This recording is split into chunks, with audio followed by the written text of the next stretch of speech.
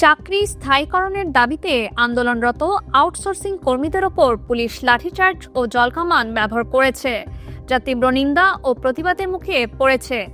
Bangladesh outsourcing কর্মচারী কল্যাণ পরিষদের সদস্যরা এই ঘটনাকে অত্যন্ত দুঃখজনক বলে মন্তব্য করেছেন এবং দ্রুত ব্যবস্থা না নিলে 23 ফেব্রুয়ারি সকাল 10টার মধ্যে অনির্দিষ্টকালের জন্য কর্মবিরতি দেওয়ার হুঁশিয়ারি দিয়েছেন। শনিবার রাত 8টার দিকে ঢাকার সেগুনবাগিচায় ঢাকা রিপোর্টার্স ইউনিটির ডিআরইউর সামনে এক সংবাদ সম্মেলনে এই হুঁশিয়ারি দেওয়া হয়।